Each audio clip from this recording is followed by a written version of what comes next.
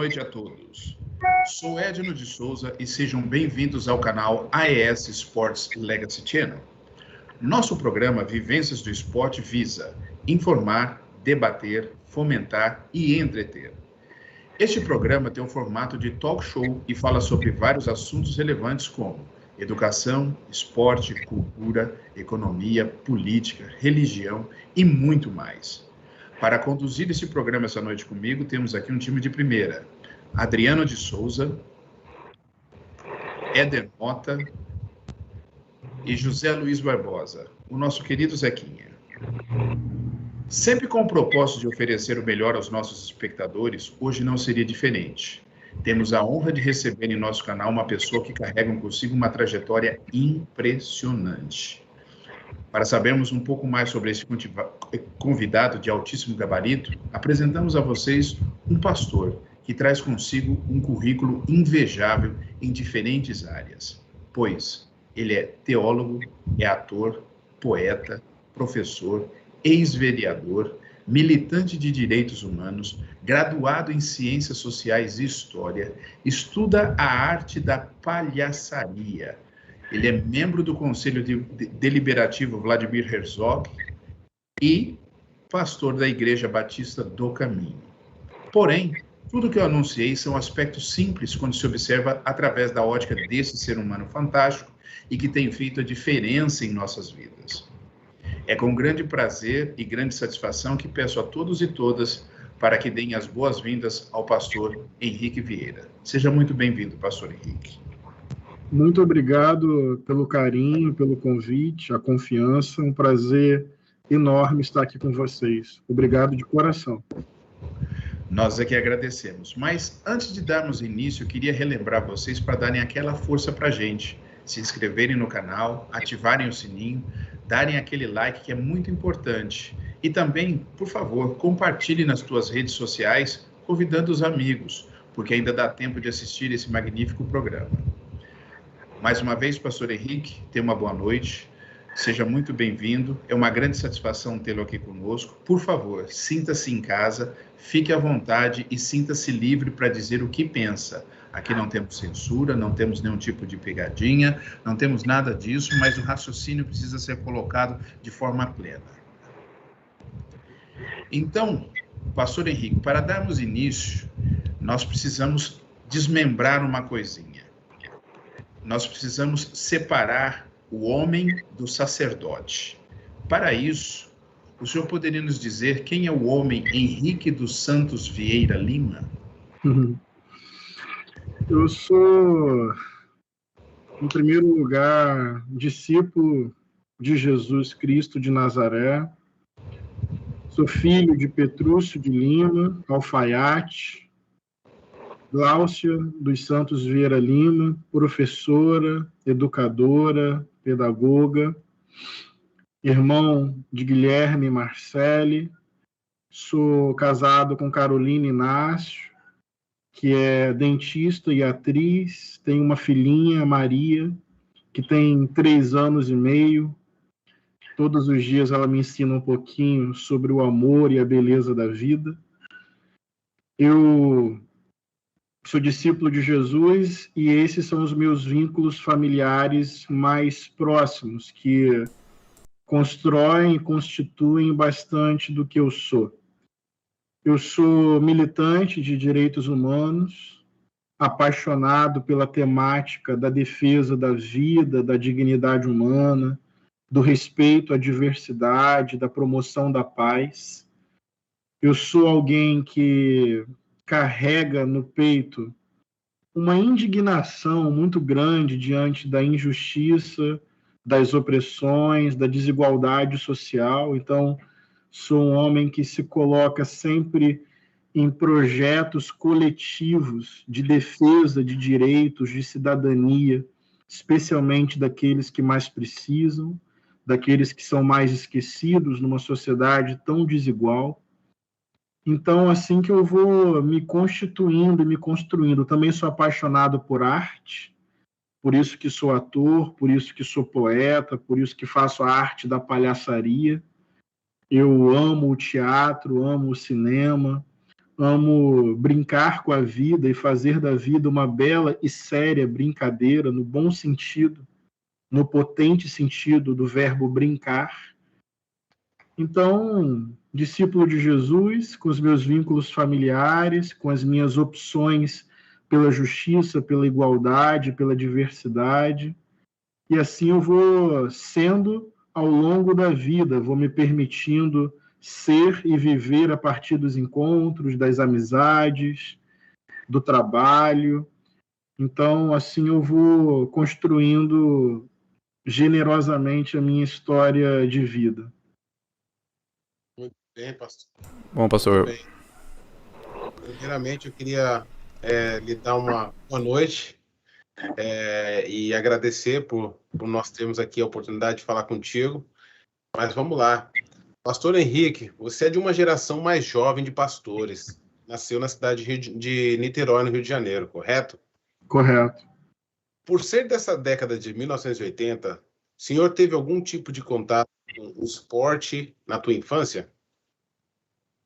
Sim, eu sou apaixonado por esporte, especialmente apaixonado por futebol. Esse seria meu complemento aqui. Além do futebol, havia algum outro esporte, alguma outra atividade que o senhor mais se interessasse? O futebol é minha paixão primeira desde criança, mas eu sempre gostei de esportes em geral. Eu gosto muito de vôlei, eu gosto muito de basquete, eu gosto muito de tênis, eu gosto muito de atletismo, eu gosto muito de ginástica olímpica, eu gosto muito de natação, eu gosto muito de remo.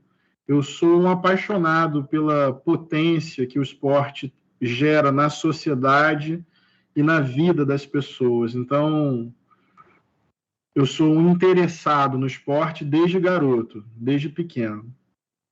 Muito bacana. Beleza.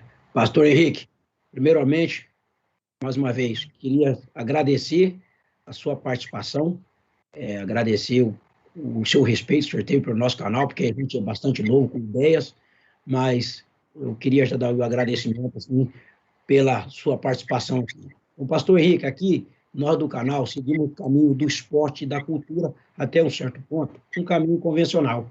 O senhor, sendo tão jovem, mas de um currículo impressionante, poderia nos dizer duas coisas. Primeiro, o que te levou ao caminho sacerdotal? E segundo, esta escolha foi uma vocação, necessidade ou algum tipo de obrigação? Eu cresci num contexto cristão batista. Meus avós, meus pais, meus tios. Então, desde garoto, eu cresci no contexto da igreja, eu aprendi sobre a Bíblia, sobre o Evangelho, sobre as histórias da vida de Jesus, a vida de Jesus, aprendi sobre o amor de Deus. Então, assim, desde criança, muito em função do contexto familiar, eu criei uma relação com o Evangelho. Na minha adolescência, essa relação ganhou profundidade, solidez. Eu comecei a me envolver, me organizar e me engajar no contexto da igreja. E nesse contexto da igreja, coral de adolescentes, escola bíblica dominical, minhas principais e primeiras amizades, nesse contexto eu descobri uma vocação. Então, ser pastor, na minha concepção e na minha trajetória de vida, tem a ver com vocação. Eu me apaixonei pela oportunidade de compartilhar o Evangelho com as pessoas e, sobretudo, de amar e servir. Eu não entendo ser pastor como uma categoria de poder, de topo de hierarquia, de autoridade, de ser representante de Deus para as pessoas ou mediar a relação das pessoas com Deus. Eu não vejo por esse lugar.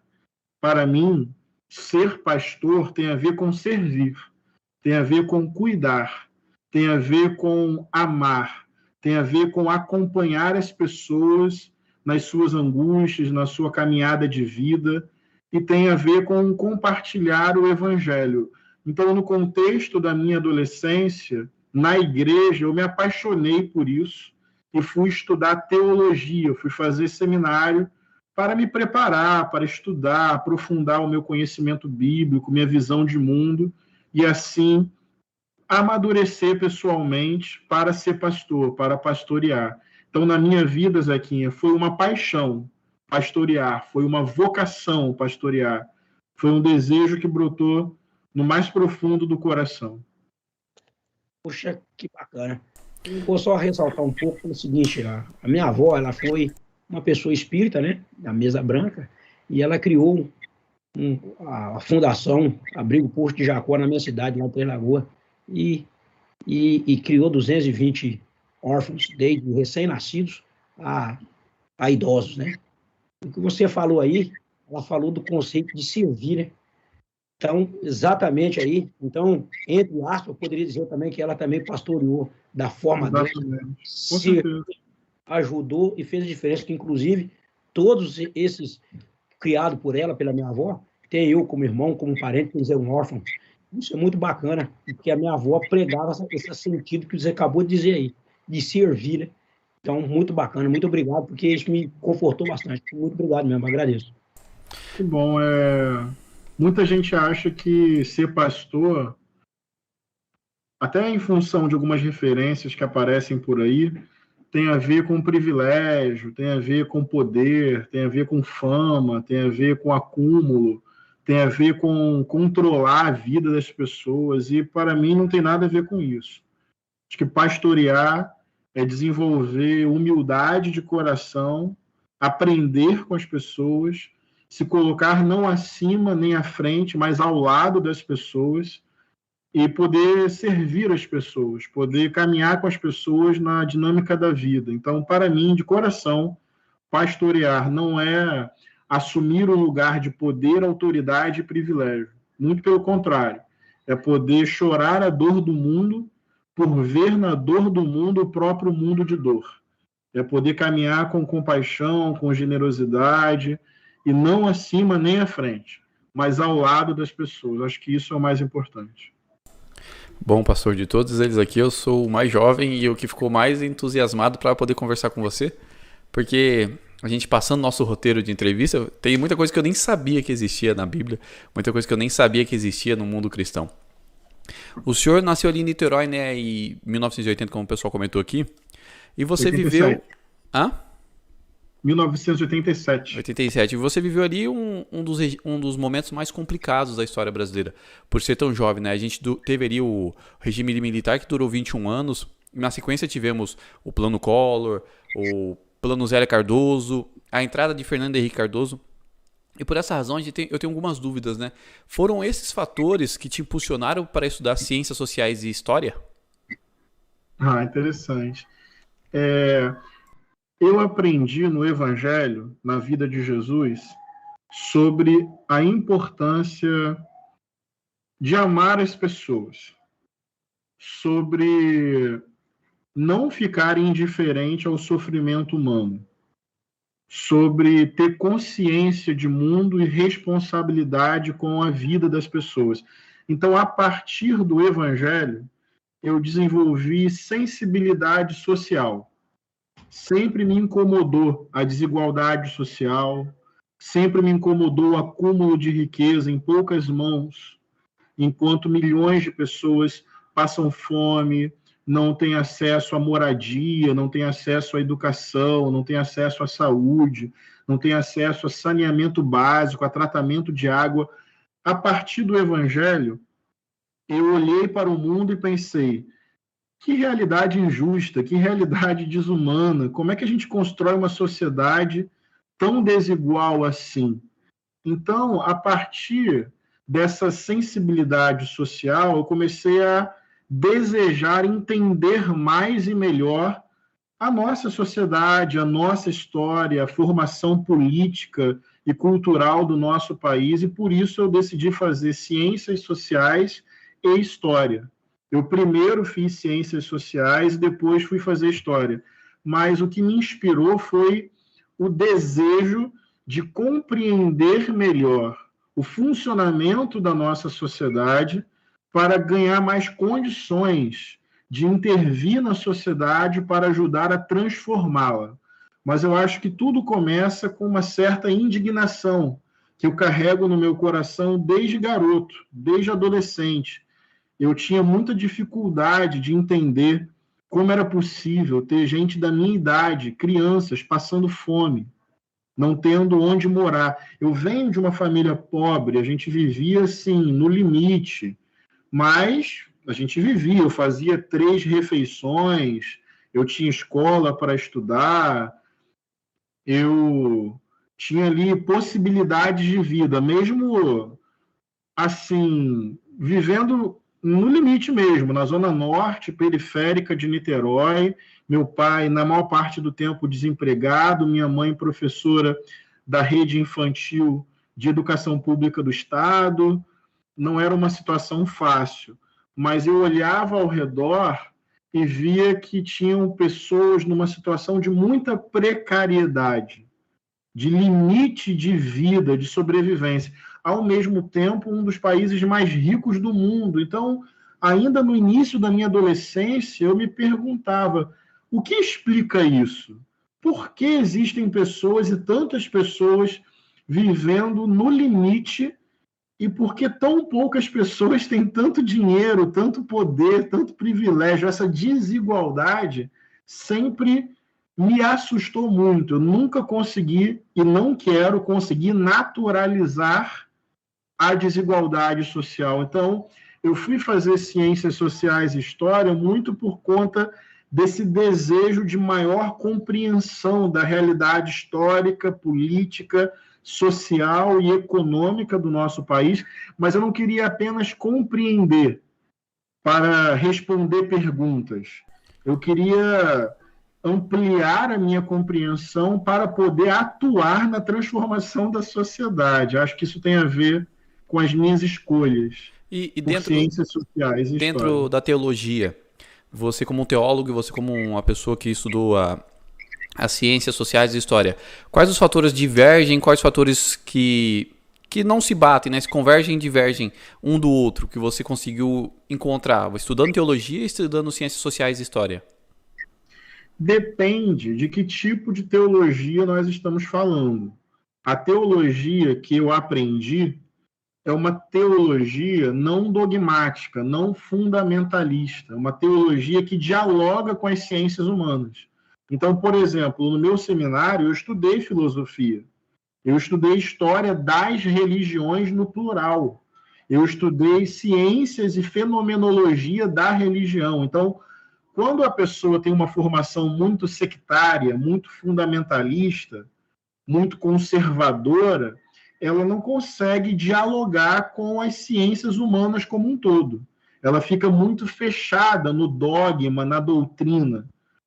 Mas a teologia que eu estudei, ela faz uma ponte, uma conexão permanente com a sociologia, com a antropologia, com a filosofia, com a história, o diálogo com outras religiões. Então, eu aprendi a refletir sobre Deus com humildade, com escuta, com disposição de aprender com a diversidade religiosa e cultural, porque teologia não é o estudo de Deus. Deus é um mistério de amor. Deus não é alvo e objeto do nosso estudo.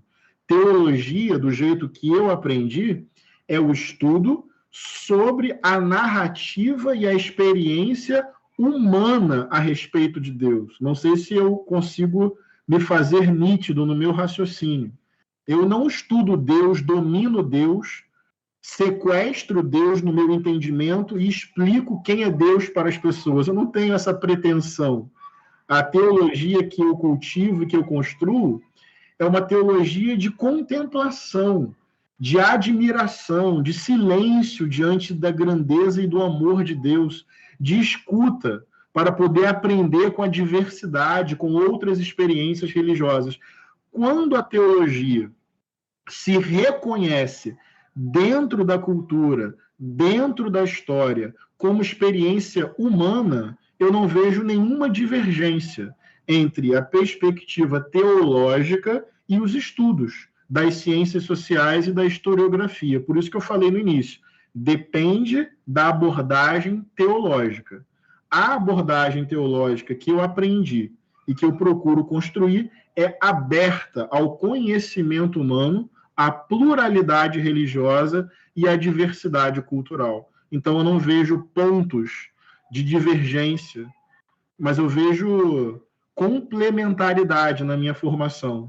Teologia, ciências sociais e história.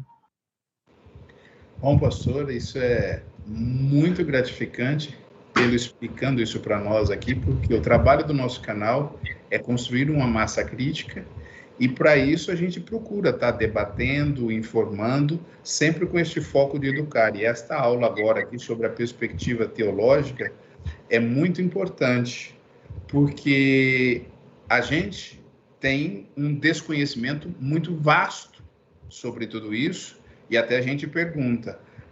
Nós tivemos aqui o Frei Davi, que o senhor conhece muito bem, e a gente queria saber, né, eu tenho duas perguntas. Qual a diferença entre a teologia católica para a teologia evangélica? E a outra pergunta é, por que se utiliza o termo evangélico para os protestantes se todos os cristãos seguem os 4 evangélicos canônicos, de Mateus, Marcos, Lucas, João?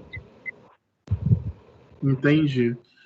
Então, em primeiro lugar, não existe uma teologia evangélica. O termo evangélico, ele dá conta de uma pluralidade, de uma diversidade de experiências.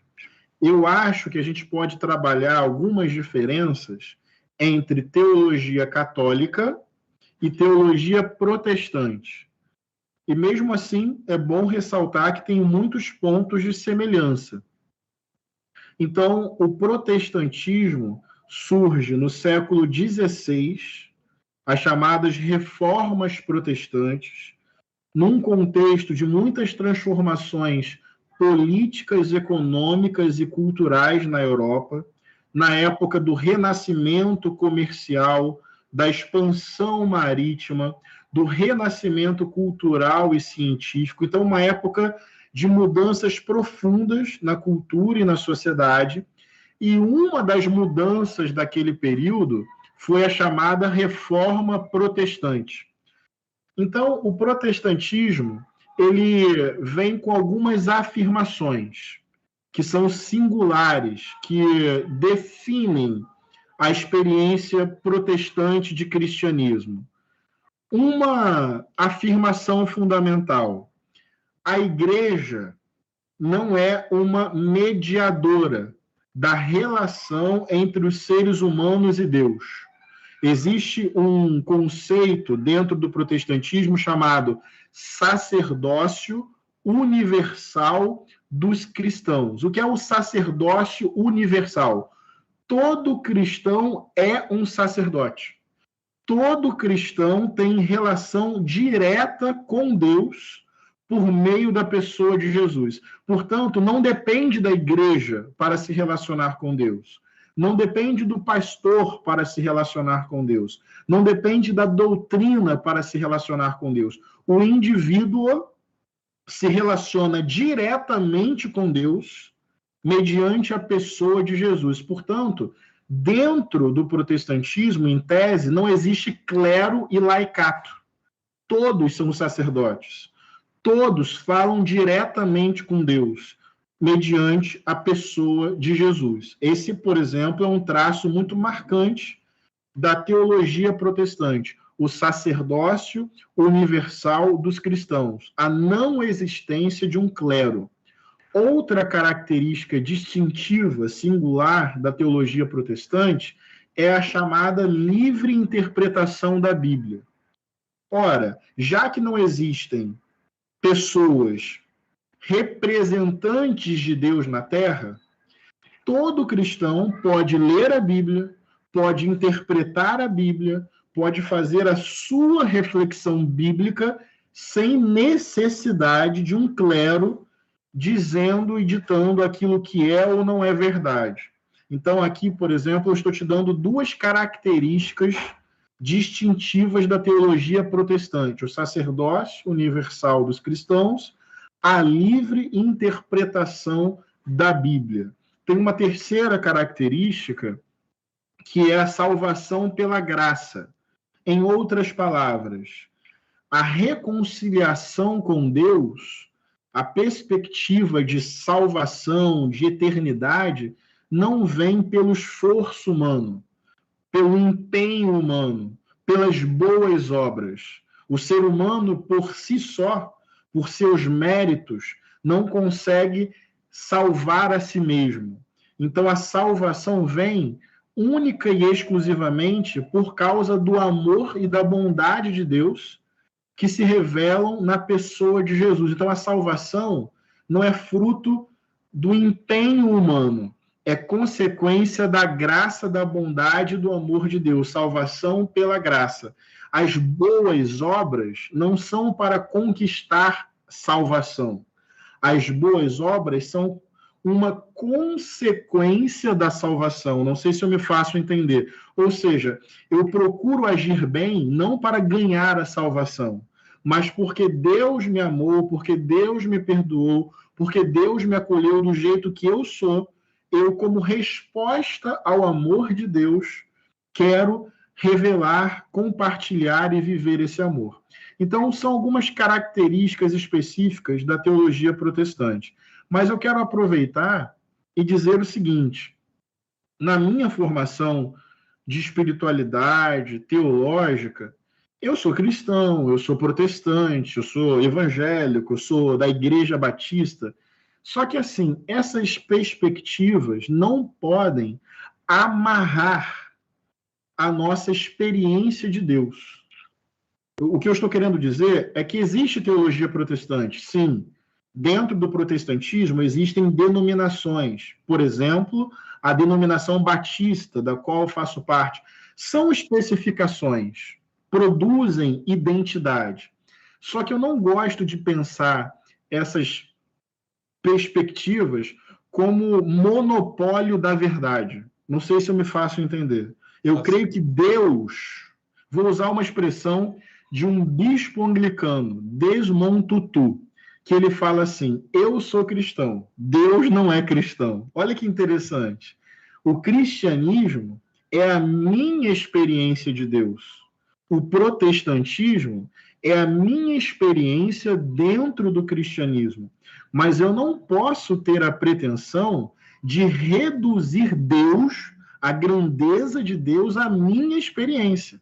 Então eu quero estar aberto para ver o sagrado se manifestar em outras religiões, em outras espiritualidades, em outras experiências humanas. Em outras palavras, onde o amor se manifesta, onde a bondade se manifesta, onde a justiça se manifesta, onde o respeito se manifesta, onde a vida é cultivada, regada, cuidada e defendida, para mim, independente do recorte religioso, ali Deus está se revelando.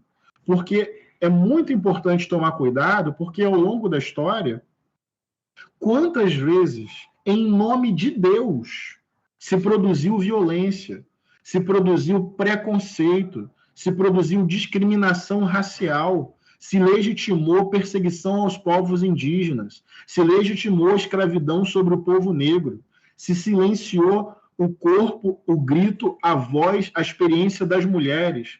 Então, eu estou aqui explicando a diferença entre teologia protestante e teologia católica, mas eu quero celebrar a diversidade, a pluralidade e esse amor de Deus que não cabe numa única experiência religiosa.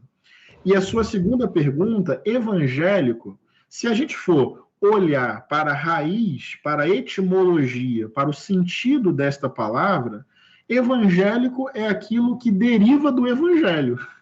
Evangélico é aquilo que é da qualidade do evangelho. Então, em tese, evangélico não é uma religião.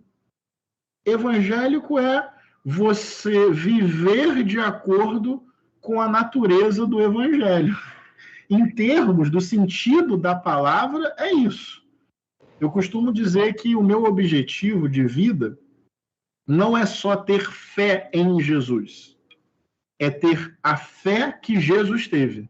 Me fiz entender? Não basta ter fé em Jesus, é preciso cultivar a fé que Jesus tinha. Porque tem um monte de gente que tem fé em Jesus, mas vive de maneira completamente incompatível com os ensinamentos do próprio Jesus. Do que adianta dizer que tem fé em Jesus e não cultivar o coração que Jesus tinha? E não cultivar a fé que Jesus tinha? Então, para mim, o que importa mais do que essas definições é viver como Jesus viveu, é andar como Jesus andou, é amar como Jesus amou. Isso que para mim é seguir Jesus, é mais do que confessá-lo verbalmente e ir à igreja domingo. Para mim, crer em Jesus é assumir a vida de Jesus como parâmetro para a minha própria vida. E isso significa amar, perdoar, respeitar, me entregar, cuidar. Enfim, é um baita desafio, um gostoso e delicioso desafio, viver a vida nos caminhos de Jesus de Nazaré. Perfeito, hein? Essa aí... Uau! Pastor, eu me senti bastante pequenininho agora, hein? Mas, olha, pastor, dando sequência, continuando nesse caminho que nós estamos aí, vindo da pergunta do Éder, né? Você é professor de história e logo você é um historiador. Nós temos visto muitas coisas sendo reveladas sobre a questão da escravização de seres humanos de vários países da África para as Américas. Dentro dessas revelações, temos visto quão perverso foi o processo e quantas coisas entendemos errado dentro do sistema escolar. Baseado em teus conhecimentos e experiência, o senhor poderia nos dizer: a fé foi utilizada como um projeto político por Constantino na era de Roma? E a segunda pergunta é: por que existem várias denominações protestantes? Legal. Com certeza a fé foi utilizada como um projeto político de poder, de domínio, de opressão sobre diversos povos. E eu quero insistir aqui que essa dinâmica do poder, do domínio e da opressão nada tem a ver com a dinâmica de vida de Jesus. Então é bom lembrar que Jesus andou com os pobres, é bom lembrar que Jesus andou com as pessoas marginalizadas da sociedade, é bom lembrar que Jesus protegeu as pessoas de mecanismos de vingança, violência, punição e morte. E é bom lembrar que Jesus não morreu quentinho numa cama de velhice e que Jesus não morreu por morte natural. Jesus foi preso, Jesus foi torturado e Jesus foi executado pelo Estado romano, pelo poder político da época. E foi executado porque foi entregue por lideranças religiosas articuladas ao poder imperial romano. Então, esse foi Jesus de Nazaré. É muito triste olhar para a história e perceber que o cristianismo deixou de ser a religião dos oprimidos na luta por liberdade e passou a ser religião do Estado romano que matou o próprio Jesus. Olha que contradição grave e profunda. Esse cristianismo nada tem a ver com a natureza generosa, simples, singela e acolhedora do Evangelho. E concordo com você, tornou-se um projeto de poder, com a colonização das Américas, com a escravidão sobre o povo negro, com o massacre sobre os povos indígenas. O cristianismo se tornou parte dessa máquina colonizadora, racista, patriarcal, escravocrata, violenta e genocida. Esse cristianismo, eu costumo dizer, mataria Jesus hoje. É importante, com humildade, mas também com coragem, dizer: este cristianismo não tem Cristo. Este cristianismo crucificaria Jesus hoje, porque esse cristianismo está namorando o poder, o luxo, a riqueza, a ganância. E Jesus viveu servindo as pessoas, amando as pessoas e caminhando com o povão. Mas é bom lembrar também, Zequinha, que existem várias experiências dentro do cristianismo. Eu estou falando e denunciando esse cristianismo poderoso, que se entranhou nas estruturas do poder. Mas tem muitas experiências cristãs populares.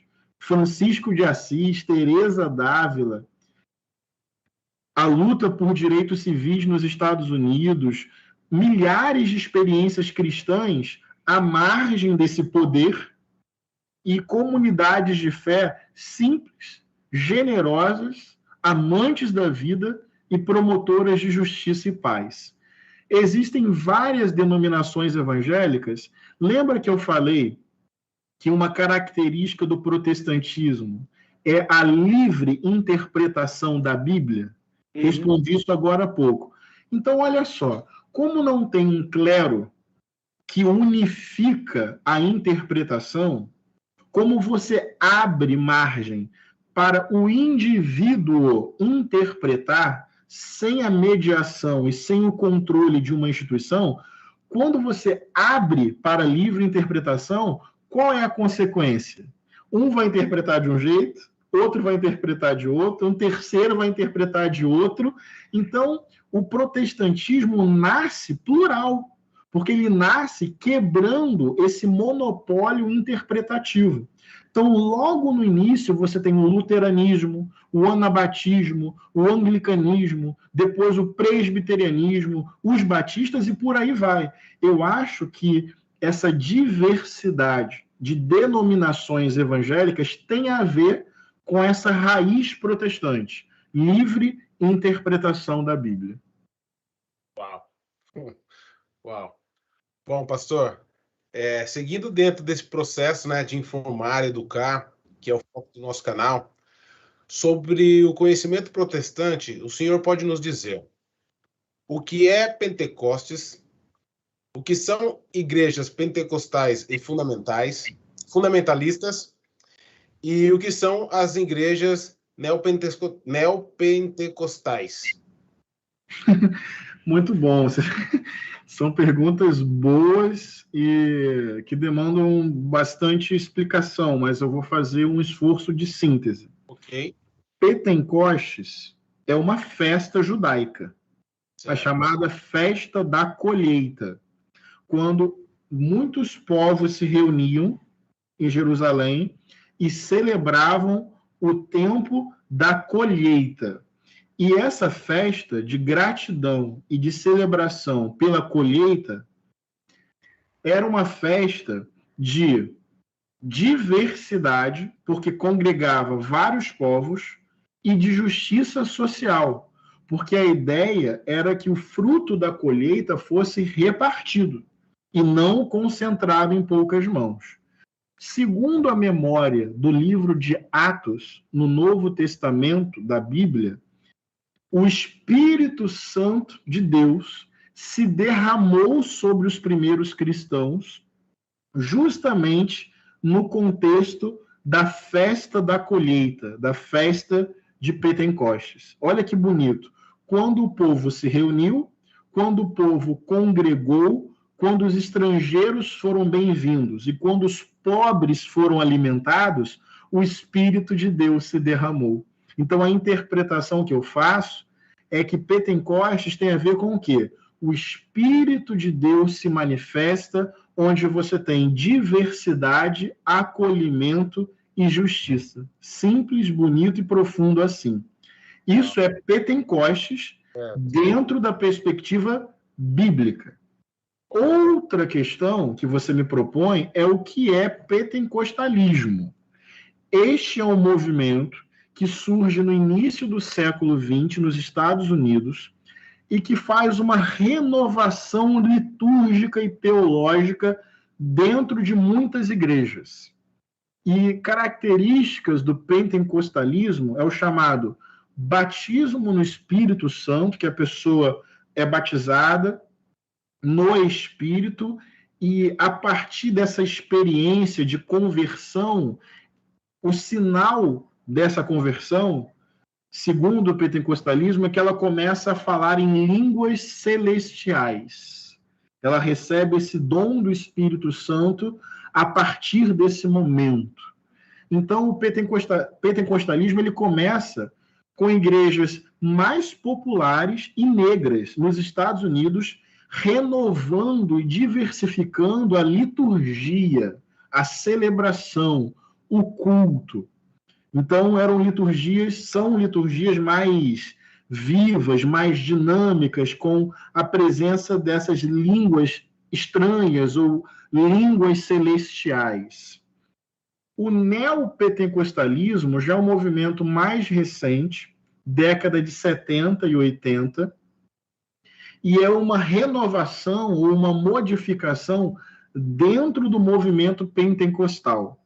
E o neopentecostalismo tem como característica a chamada batalha espiritual, aquela lógica de que a vida se dá o tempo inteiro em tensionamento entre as forças do bem e as forças do mal. Também tem a teologia da prosperidade, a ideia de que caminhando com Deus, indo à igreja, você vai fluir e prosperar materialmente.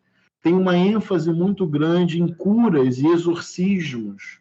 Também é uma característica do universo neopentecostal. Mas, enfim, eu falo como batista, como protestante histórico, eu não sou nem do movimento pentecostal, nem do movimento neopentecostal. Eu falo como alguém de fora, como alguém que não vive essa experiência, estuda, pesquisa, tem noções, informações, mas não é a minha experiência. Então, falo com limitação, falo com humildade, falo com respeito, mas uma coisa é o Pentecostes dentro da tradição bíblica.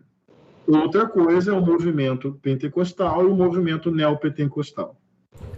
Isso é muito interessante quando o senhor comenta, até porque, assim,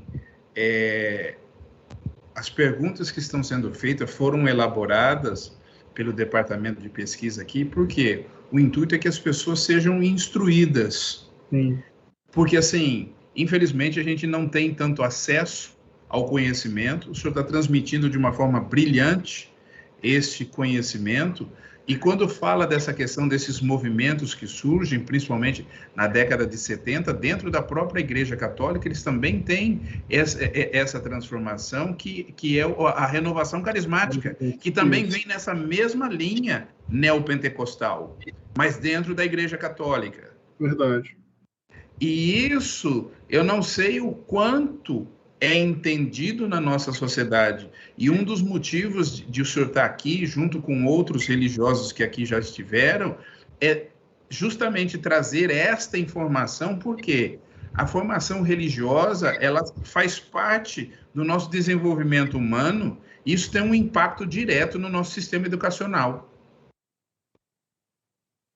E é isso que a gente está procurando trazer, elucidar, para que as pessoas tenham oportunidade de conhecer. Mas desculpa aí, Éder, eu interrompi aqui a sequência. Mas eu queria também pegar até um gancho aí, quando ele falou da questão pentecostal bíblica, é exatamente o que explica aqui o Thanksgiving Day, o Dia de Ação de Graça americano.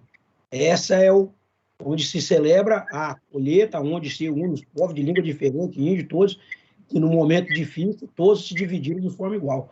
Que é a ideia do Thanksgiving Day, que é o Dia de Ação de Graça americano, nesse contexto que você acabou de explicar aí. Me corrija se eu estiver errado, se eu como historiador deve ter ouvido isso aí, mas é porque na tua explicação ficou claro isso para mim. Sim.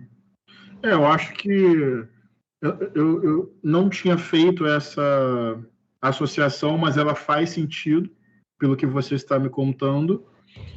Eu acho que dentro da perspectiva bíblica, mais do que uma festa, mais do que um dia, mais do que um momento, existe uma ética permanente que é celebrada. Entende o que eu quero dizer? Ou seja, o Pentecostes, ele vem para sinalizar que nós devemos construir uma sociedade de diversidade, de respeito e de justiça social. Então, só quero fazer esse acréscimo.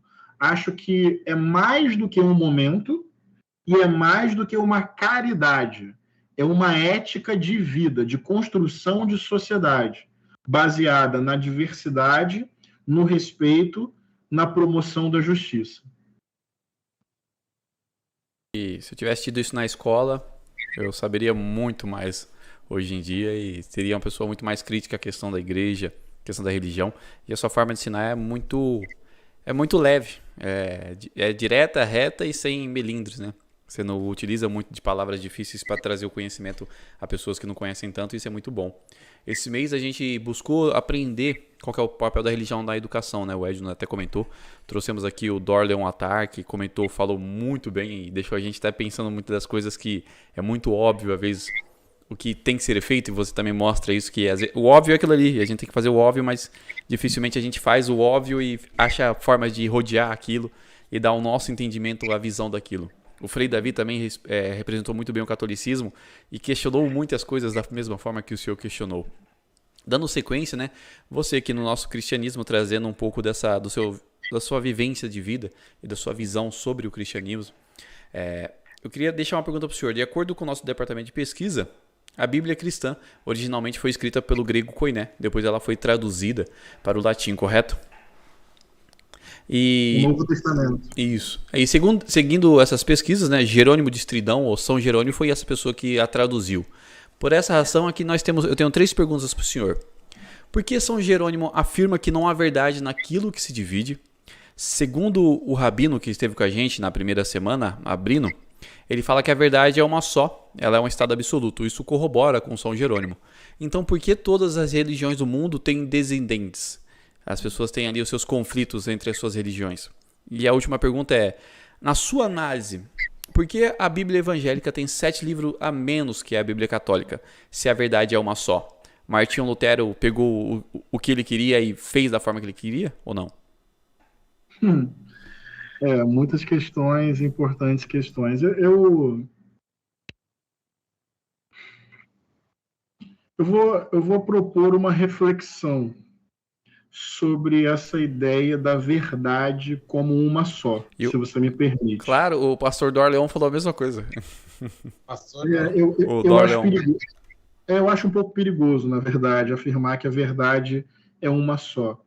Eu vou pegar o próprio conceito de trindade, um conceito tão profundo e tão misterioso no cristianismo, para exemplificar o que eu quero dizer.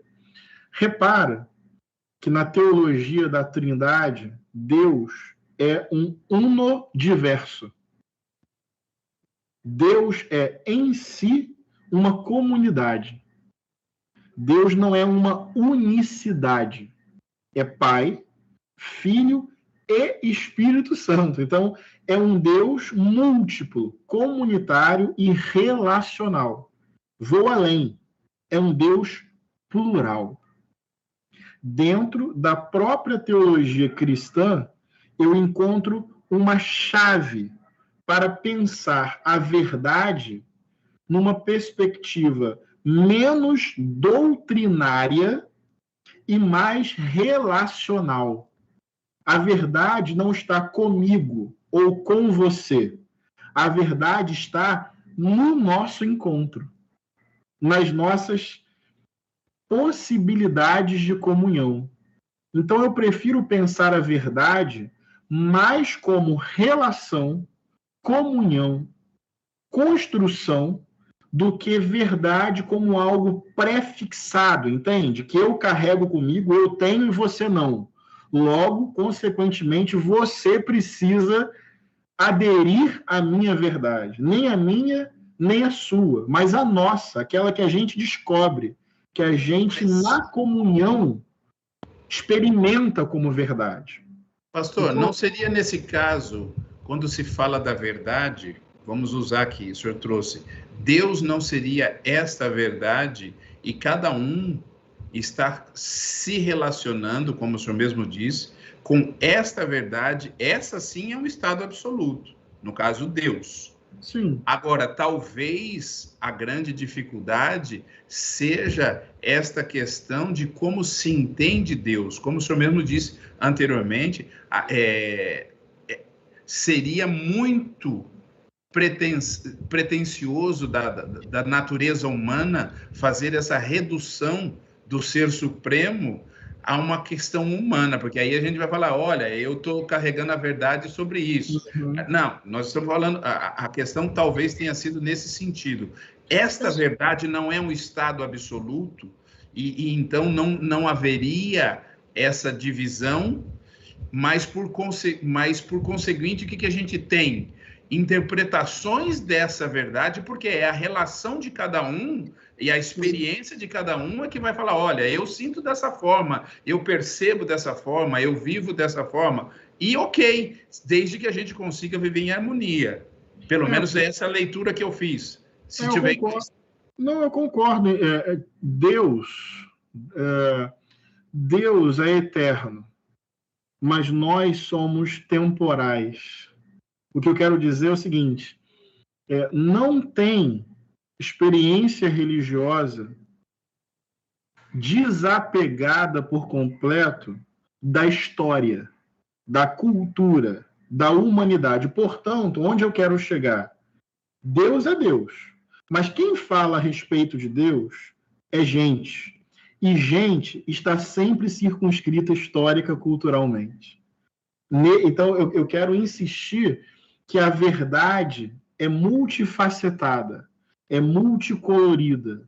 Ela está expressa porque, senão, corre o risco. Eu entendi o que você quer dizer e até concordo, mas quem fala a respeito de Deus, seja em qualquer experiência religiosa, precisa entender que a sua experiência, vou colocar da seguinte forma, é uma parcela da verdade, mas não é a verdade na sua totalidade. O meu pai... Eu quero aprender com a pluralidade religiosa. E vou trazer mais.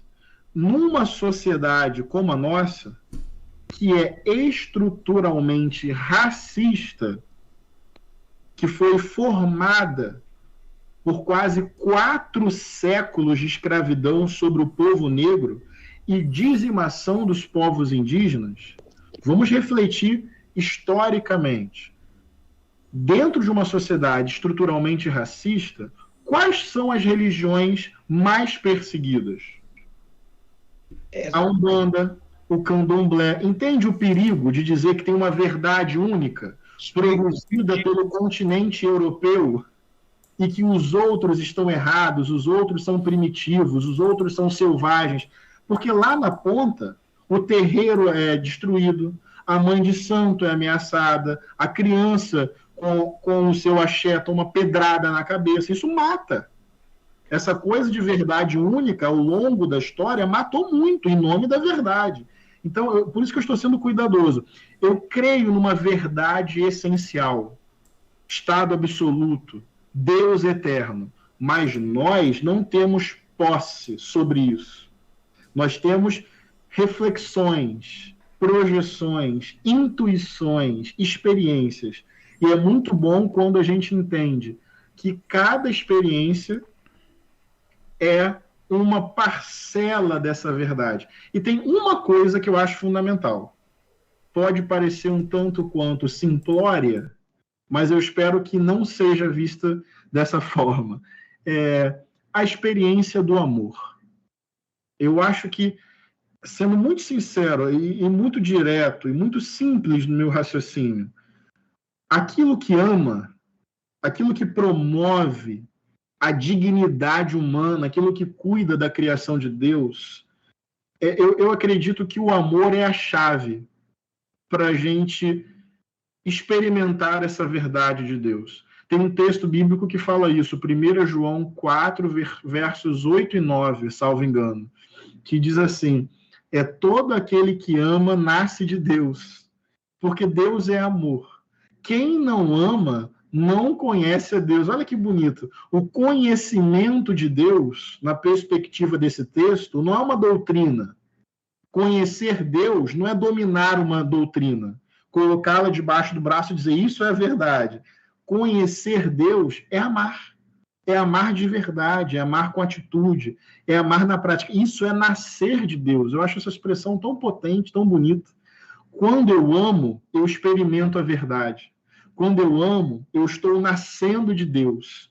Quando eu amo, eu estou refletindo Deus, eu estou manifestando Deus no mundo. Então, acho que a verdade, ela é multifacetada, ela está espalhada nas experiências humanas, e o critério da verdade, um bom filtro para a gente identificar o que é a verdade, é o amor. Daí, existem várias interpretações bíblicas? Existem. Existem traduções diferentes da Bíblia, lá do koiné para o latim, do latim para o alemão, do alemão para o português. Existe tudo isso. Mas, no final das contas, sabe o que eu quero saber? Se a minha leitura bíblica me torna uma pessoa que ama mais. Se, no final das contas, eu termino a minha devoção e saio mais humano, mais generoso, mais misericordioso, mais compassivo, mais paciente, mais justo. Entende o que eu quero dizer? Se a minha leitura da Bíblia forja um Henrique mais amante da vida, da humanidade, de toda a criação de Deus. Mas isso que você está colocando é um processo de autotransformação através do conhecimento. Sim. E talvez o que menos exista, de um modo geral, na sociedade, seja isso. Não é porque verdade. a gente faz uma leitura de forma quase que literal. Em alguns momentos trazemos algum tipo de reflexão, mas essa reflexão não é tão profunda ao ponto de levar o indivíduo a uma transformação. Mas a transformação, ela só passa, o pastor, através do momento que o ser humano debate com uma coisa muito importante, que eu acho que quebra esse paradigma, que quebra essa sequência, que é a questão do ego e da vaidade. A partir do momento que esse ego e vaidade ele vai ser balançado, ele vai ser mexido, ele se fecha, ele procura fazer aonde vem, ele, até de forma inconsciente, através da religião, cria-se a discriminação, ele exclui, ele faz uma série de coisas, porque gera o quê? Uma coisa chamada que a gente fala que é medo. Que está dentro do medo, está toda essa questão da vaidade, do ego, que foge dessa coisa simples que o senhor falou, que é a pluralidade e a diversidade que nos pode trazer, que vai trazer exatamente o que ele falou aqui, que é o autoconhecimento, esse autoconhecer. É que, na verdade, existe uma preguiça humana, né? Na verdade, de buscar esse conhecimento, ou uma falta de vontade. Então, as pessoas elas acabam se escorando em líderes ou em outras pessoas, porque é mais fácil ela pegar já a informação meio que pronta, absorver aquilo como verdade e levar aquilo como estilo de vida, do que ela mesma ir buscar conhecimento para fazer essa autorreflexão e chegar nesse conhecimento, né, que é o que se espera que todo mundo deveria ter, mas não é o que acontece.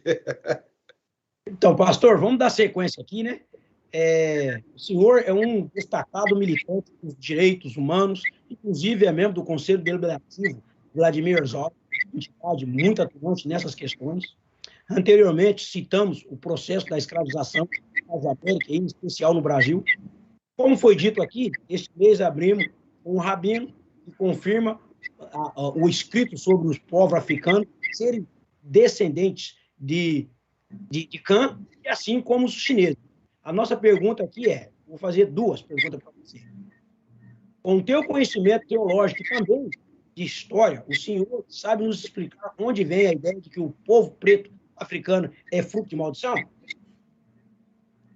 E segundo, caso a historicidade real do povo preto tivesse sido ensinada à população em geral, o senhor acha que boa parte da nossa população teria aderido ao cristianismo, já que somos a maioria nesse país, desde a fundação, e a maioria dos países nossos é preto, desde a fundação? Essas duas perguntas para você, se você entendeu, se eu fui claro nas minhas perguntas. Sim. Eu vou procurar ser um pouco mais sintético. Primeiro, a origem dessa visão a respeito do povo negro está no racismo que funda a nossa sociedade moderna. Eu vou repetir isso que eu falei, porque eu acho que estou sendo bastante didático e direto. O racismo forma a nossa sociedade. Não é a sociedade que forma o racismo. Ou seja, as sociedades modernas e contemporâneas foram construídas sobre o pilar do racismo.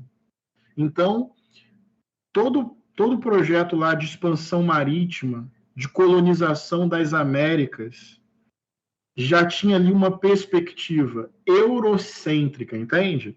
A cultura branca europeia como centro do mundo. E quem é esse outro que vem da África? Esse outro é inimigo, esse outro é inferior, esse outro não conhece o Estado, não conhece a lei, não conhece Deus. Ou seja, a nossa sociedade é fundada e construída numa perspectiva que inferioriza o povo negro. Por isso que a gente fala em racismo estrutural, porque ele está na estrutura de formação da nossa sociedade. Isso influencia a política, a cultura, o direito, as políticas públicas, o processo educacional, está em tudo. E é nossa tarefa combater em todas as frentes o racismo para produzir uma sociedade verdadeiramente igualitária e livre, verdadeiramente democrática. Eu não sei se... sobre a segunda pergunta, eu não sei se o importante seria se o povo negro teria ou não aderido ao cristianismo. Eu acho que nós precisamos ensinar, vou falar da seguinte forma, nós precisamos ensinar o conjunto da sociedade sobre o significado perverso do racismo. E precisamos ensinar o povo branco a respeito do seu lugar de privilégio. Entende o que eu quero dizer? Para que o povo branco tenha consciência do seu lugar de privilégio, possa ser parte da transformação da estrutura da sociedade para a superação do racismo, porque o racismo não é uma falácia, o racismo é uma violência cotidiana, nós sabemos disso. E que mata de muitas formas. Então, acho que o mais importante é isso. Eu falo disso porque, estudando sobre você hoje, eu acabei aprendendo alguma coisa, até quando a gente fala da historicidade, da história real, né?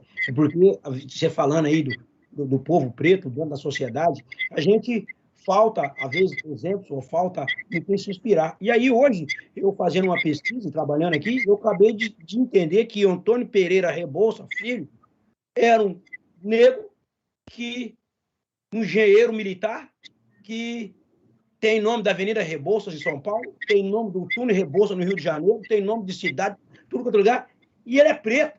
E a história não ensina isso. Na minha cabeça, quando eu vi esse nome Rebouças, eu achava que era de europeu, branco, cidadão branco, um engenheiro importante. Olha só que coisa engraçada.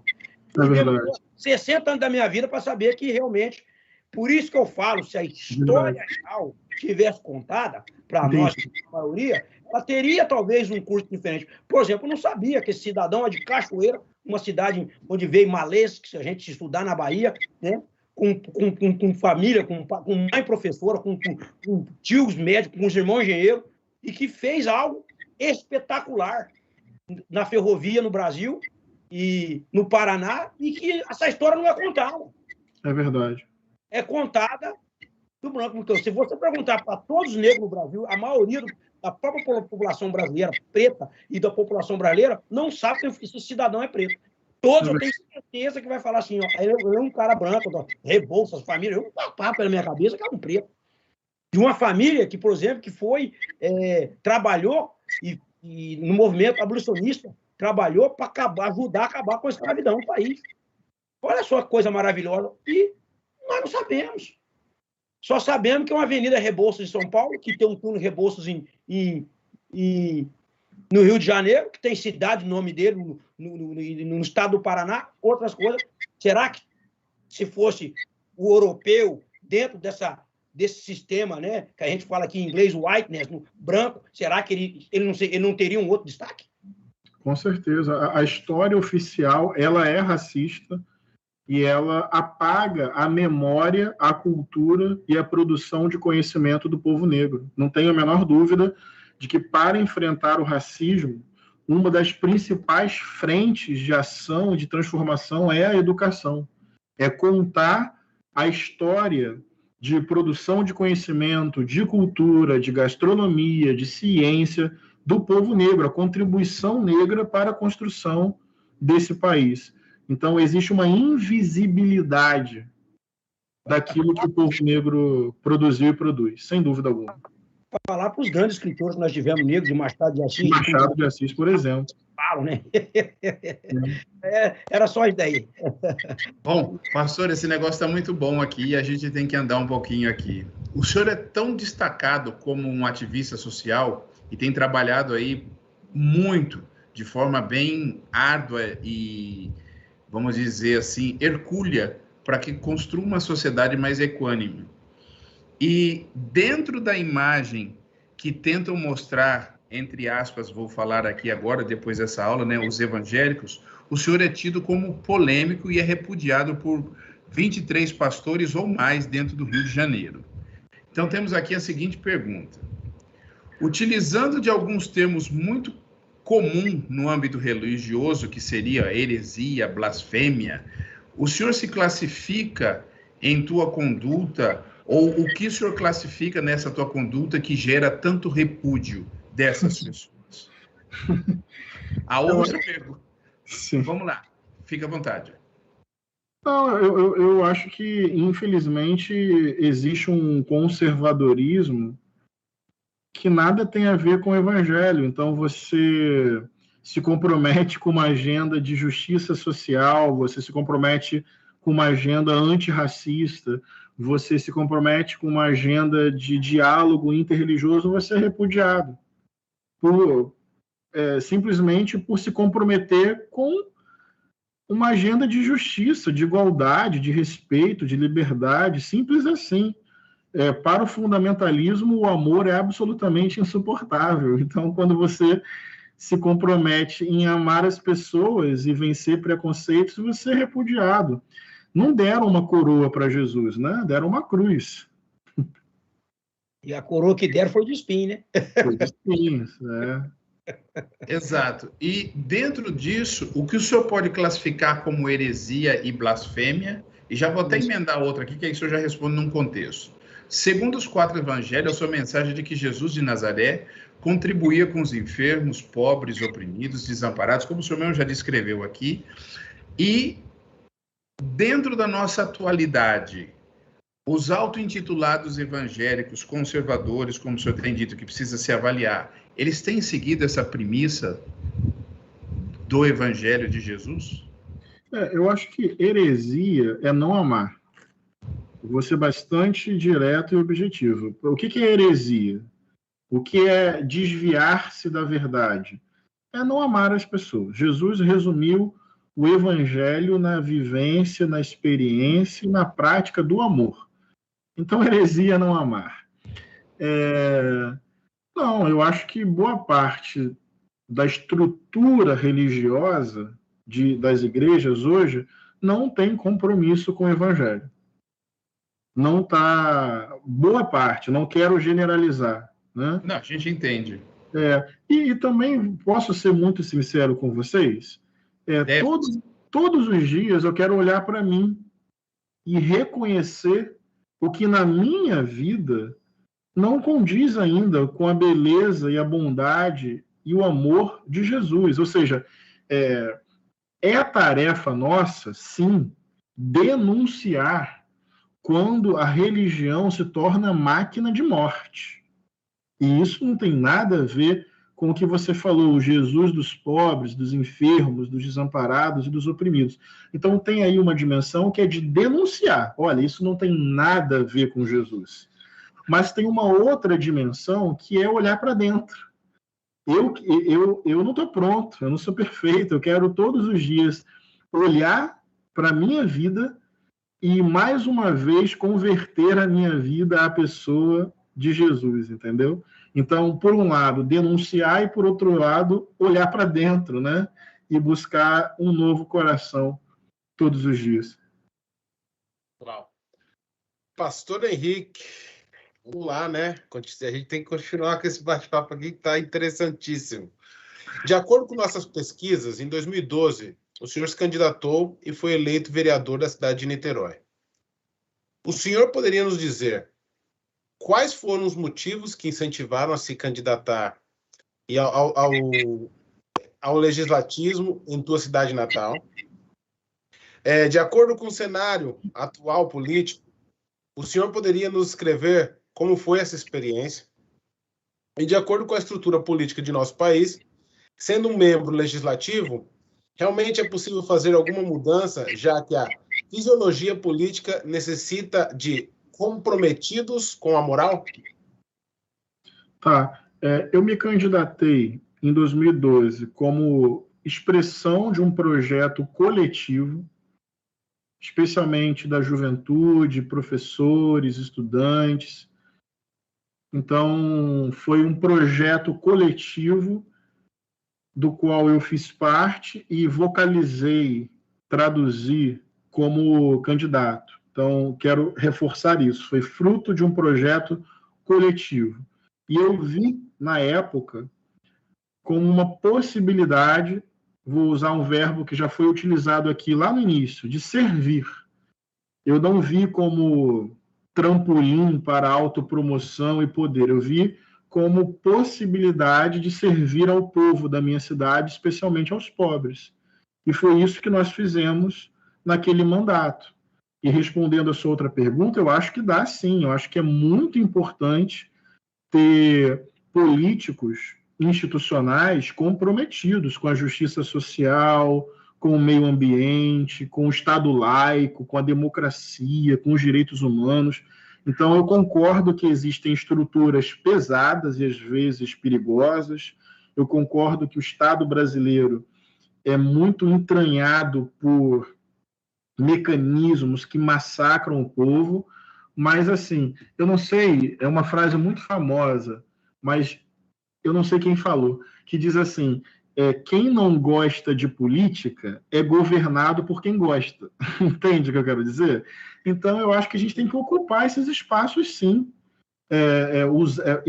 Nesse exemplo, ocupar o legislativo. Não estou dizendo que eu vou ocupar novamente, mas eu defendo que a gente tenha consciência na hora do voto, que a gente busque pesquisar os candidatos, as candidatas, se tem compromisso com a democracia, com os direitos humanos, com o Estado laico, com o meio ambiente, com os povos indígenas, quilombolas, com os sem teto, os sem terra. Porque se a gente não ocupar esse espaço e não lutar por políticas públicas, por novas leis, por saídas para o nosso povo, a gente vai entregar tudo nas mãos de quem usa política para benefício próprio, entendeu? Então, eu acredito que a mudança da sociedade não passa só pela política institucional, mas passa também pela política institucional, e é importante a gente ter responsabilidade no voto, em saber quem a gente está elegendo para o legislativo e para o executivo. É uma coisa que eu sempre falo para o pessoal do esporte, para a gente ocupar os espaços, o esporte para nós, que eu estou falando dos esportistas, porque às vezes viu muita gente do esporte só reclamar da política, mas gente, se nós ocupar os espaços que é dado para lá, e nós que entendemos do esporte, tentar fazer a política para que o esporte também melhore, porque eu entendo que tanto a cultura, e aqui é o hashtag do nosso canal, tanto a cultura como o esporte, né, foi dito aqui por uma pessoa que o Edson falou, que é a espinha dorsal na educação, mas para que isso possa seguir adiante, temos que, igual você acabou de falar, ocupar os espaços oferecidos a nós. Eu acho que isso é bastante importante também. Sim. Então tá bom aqui. Acho que Pastor Henrique, acho que agora sou eu, né, gente? Pastor Henrique, tendo o senhor experienciado como parlamentar a esfera municipal, o senhor pode nos dizer o que foi possível aprender com essa experiência no que diz respeito ao capital humano que conduz a política em todas as esferas? Como o senhor entende essa divisão ideológica política entre esquerda e direita? Sendo um historiador, como o senhor vê esta polarização? já que esta ideia começa após a Revolução Francesa, onde os parlamentares formados por representantes da aristocracia sentavam-se à direita e os comuns sentavam-se à esquerda do orador. Interessante. Eu aprendi muita coisa quando fui vereador em Niterói. Foi um mandato muito pulsante, muito produtivo, muito comprometido com as lutas do povo mais pobre da nossa cidade. Então, foi uma experiência de amadurecimento pessoal e de serviço ao povo, junto com o povo. Lutamos por direitos para professores, profissionais da saúde, pescadores, marisqueiras, áreas de proteção ambiental, procuramos defender também. Foi um mandato muito importante. Tenho um bonito orgulho, né, do bom sentido daquilo que nós fizemos e construímos coletivamente. Existe esquerda e direita, conforme você falou e identificou a origem desses termos. Eu entendo que a direita ela tem um compromisso com a preservação da ordem, né? E a esquerda tem uma agenda de transformação social visando, na minha compreensão, a busca por direitos, a justiça social. Então, assim, existem esses conceitos na sociedade, acho que não dá para amarrar também e ficar, digamos assim, definindo o tempo inteiro as pessoas de direita, de esquerda. Eu acho que não. Mas existe a direita e existe a esquerda, fato. Eu me entendo como um militante de esquerda, né, desde a minha adolescência, e entendo que a esquerda tem a ver com essa agenda de busca por justiça social, garantia de direitos, redução da desigualdade e produção de transformações que tenham a ver com vida plena e digna para todas as pessoas. Bom, uma perguntinha. Pelo menos o senhor sabe que o Mato Grosso do Sul está no sul do Brasil, né? Você sabe que eu sou natural do Mato Grosso do Sul, da cidade de Três Lagoas. Quando eu vejo... Aqui eu não quero saber se ele é de direita, se ele é de esquerda, se ele é da situação da oposição, mas um parlamentar que chega nesse nível, não conseguir distinguir que o Mato Grosso do Sul, meu estado, é localizado na região centro-oeste do país, e levar ele para o sul do país... Foi complicado. Mas tudo bem, é só para... Não poderia deixar passar isso batido, entendeu? Pastor, ainda seguindo nessa questão política, o senhor fez uma declaração que eu aqui abro aspas diante de ti, mas o senhor disse: Deus acima de tudo, eu tenho medo dessa afirmação, especialmente dependendo de quem fala, porque na verdade ela revela uma vontade de poder, de domínio, de imposição, que seria uma determinada visão de Deus. Quando a gente avalia o quadro político nacional e mundial, não vamos deixar que seja uma coisa só do Brasil, onde muitos defendem medidas muito controversas aos seus ideais de paz, de amor e justiça, para nossa audiência, qual é a similaridade que a gente tem hoje, quando após a Revolução Francesa, a gente tem os aristocratas que defendem o privilégio da aristocracia, que a gente pode chamar isso de conservadorismo, que é o que a gente tem aí, e a burguesia daquela época, que era a esquerda, hoje, ela tem alguma coisa a ver com o ideal da grande massa ou dos pobres que lutam também por um local, por um espaço dentro do ambiente político? Vamos lá, vamos por partes. Deus acima de tudo é uma expressão perigosa, porque conforme nós já falamos aqui, toda fala a respeito de Deus é uma fala humana, é uma experiência humana, uma interpretação humana. Então, quando a pessoa fala Deus acima de tudo, ela está falando o Deus dela, a visão dela. E se ela usar o poder do Estado, certo, para impor isso às outras pessoas, isso só pode ser violento, né? Então, na verdade, é o ego dela acima de tudo, é a projeção que ela faz de Deus acima de tudo. Então eu prefiro pensar Deus, conforme eu falei aqui, no encontro, na relacionalidade, na comunhão, na diversidade. No próprio Evangelho, Jesus é chamado de Deus Emanuel, que significa Deus conosco, Deus ao nosso lado. Olha que bonito. Jesus é menos o Deus acima e é mais o Deus ao lado. Então eu prefiro pensar do ponto de vista teológico, Deus no encontro, na irmandade, na fraternidade, na diversidade, e do ponto de vista político, lembrar do respeito, né, à pluralidade religiosa e à não crença religiosa também. Todas as pessoas devem ser respeitadas no direito de crer e não crer. A burguesia, dentro do contexto histórico ocidental, ela foi uma classe revolucionária no contexto de quebra da monarquia absolutista e de nascimento do Estado democrático de direito. A burguesia ali cumpriu um papel de transformação estrutural daquele modelo feudal, monárquico, absolutista. E a transformação para uma sociedade capitalista, em tese democrática, constitucional. Hoje não. Hoje a burguesia é o status quo. Hoje a burguesia é a manutenção da ordem. Hoje a burguesia trabalha para manter os seus privilégios, o seu acúmulo e a sua propriedade privada sobre os meios de produção. Então, hoje eu acho que a burguesia é a classe a ser superada. Ela foi revolucionária lá, no século XVIII. Hoje ela é aquela que detém a riqueza, detém o poder, detém o privilégio e trabalha politicamente para manter o mundo assim. Eu acho que ela tem que ser superada e precisamos de uma agenda agora, de outra transformação, de outra revolução, para que essa riqueza seja dividida, seja repartida, para que a gente não tenha mais gente passando fome, gente morrendo, né, na indignidade por causa da desigualdade social. Sim, ou seja, ela rompeu um paradigma e hoje ela é o paradigma a ser rompido. Exatamente. É o meu entendimento. Não foge muito, não. A pergunta acho que até foi por essa razão mesmo. Bom, se você está assistindo nossa transmissão aqui, você já está anotando tudo isso, porque isso vai cair no Enem também.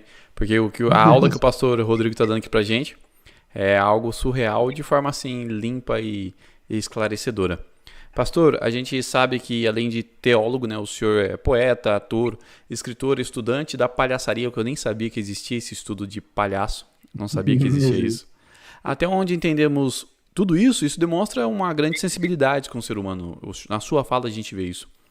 Mas na sua opinião, o problema de nosso país e do mundo não está no intrínseco, na moral? E quando se fala em moral, qual o papel da religião nesse processo? Boa pergunta. Deixa eu só dizer aqui aos senhores que eu vou procurar ser um pouco mais sintético por causa do meu horário aqui na dinâmica de casa, tá bom? Opa. Olha, a moral é um problema. Essa frase precisa ser explicada, né? Por quê? Porque a moral ela se reivindica transcendente, ahistórica. É uma coisa de cima para baixo que não dialoga com a dinâmica da vida, da cultura, da humanidade. Então, eu prefiro falar em ética do que em moral. Entende o que eu quero dizer? Porque a moral, ela é petrificada em torno de si mesma. Então, você em nome da moral, não consegue olhar para a vida, para a humanidade, para a diversidade. Você tem resposta pronta para tudo. Isso impede que você consiga dar conta da dinâmica e da complexidade da vida. Então, eu vou dar um exemplo. A moral cristã eurocêntrica. E já respondendo a sua pergunta, sim, a religião, quando vivida de maneira fundamentalista, tem muito a ver com essa moral. Essa moral cristã eurocêntrica, ou seja, centrada na cultura europeia, olhou para os povos indígenas e disse assim, não tem moral nenhuma aqui. Temos que domesticar e civilizar esses povos. Resultado?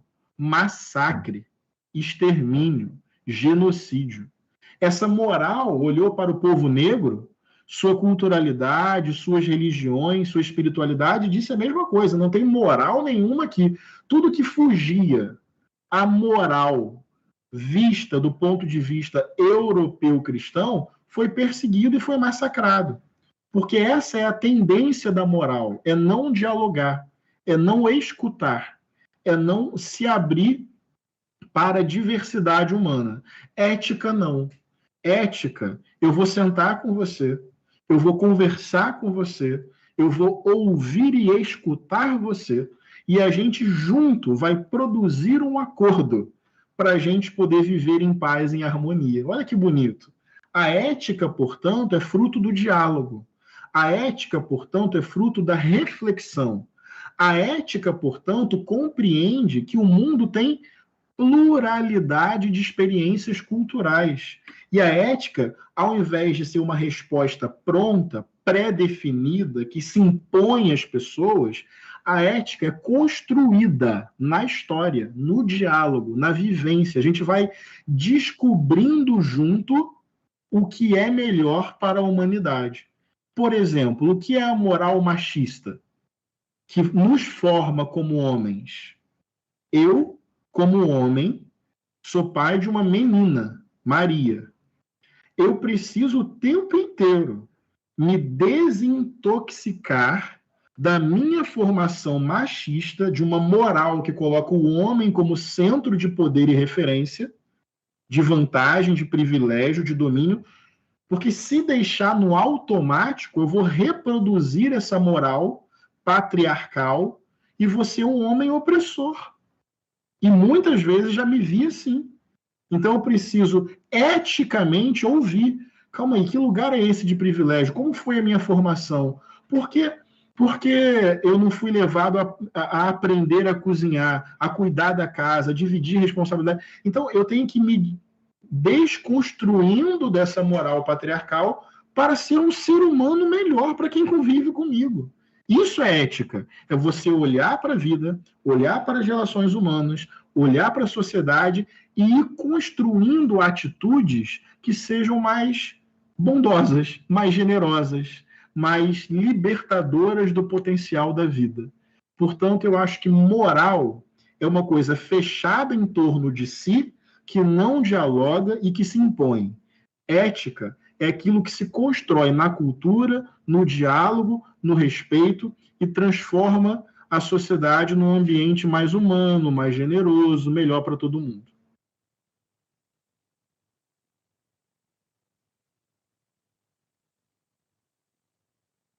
Não estou ouvindo ninguém agora.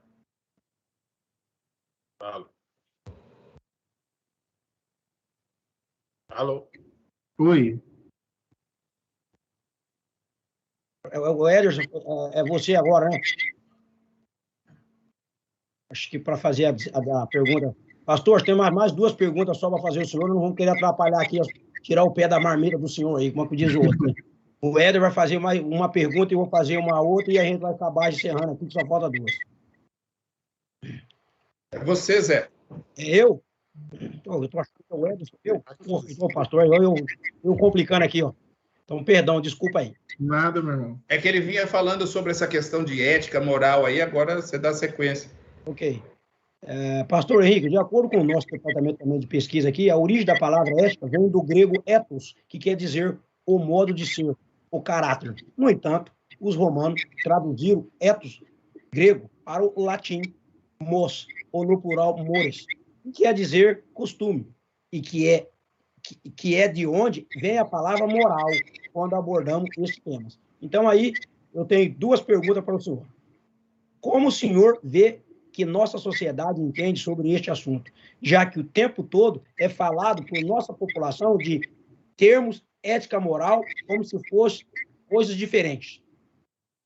E a segunda pergunta é, se somos ainda incapazes de entender o que falamos, como podemos progredir como sociedade pregando o que não compreendemos?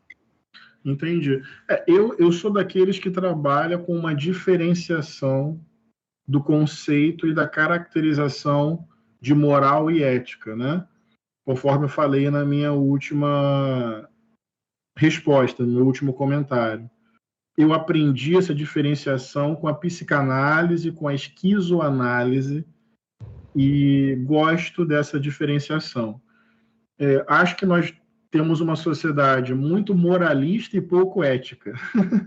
Ou seja, muito fechada em torno de alguns costumes e pouco aberta para produzir um diálogo que gere um ambiente melhor para todas as pessoas.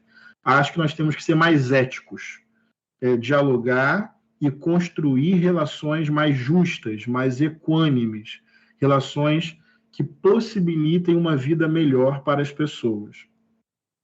E para isso, acho que a educação, respondendo a outra pergunta, é muito importante. Refletir, pesquisar, dialogar, aprender. Acho que tudo isso nos ajuda a construir um caminho mais ético como país, como povo. A forma de ensinar enquanto nos fala é muito legal. A gente vê, né, que a gente enfatiza bastante a questão da cultura, a importância da educação, até você mesmo falou. E para ajudar nesse processo, temos alguns pilares fundamentais, que são o esporte, a cultura e a sustentabilidade, né? Tudo isso dentro do sistema educacional. Sendo o senhor um ativista social, artista, poeta e defensor, né, das minorias oprimidas, na sua opinião, o quanto o esporte, a cultura, assim como a sustentabilidade, são importantes no processo educacional? E pensando, né, numa ação futura, como podemos educar a nossa população se temos muitas pessoas que alegam que o papel da escola não é educar, mas sim instruir, escolarizar? Poxa, muito, muito legal. Não tenho a menor dúvida de que esporte, cultura e sustentabilidade são pilares da construção de uma sociedade mais justa, de uma sociedade melhor. Eu sou apaixonado por esporte, não só no nível da competição, não é isso, mas o esporte educa, o esporte disciplina, o esporte disciplina aqui no bom sentido, né? Não no sentido castrador, mas no sentido educativo. O esporte ensina a ganhar, ensina a perder, ensina a se cuidar, ensina a se conhecer, nos conecta com o corpo.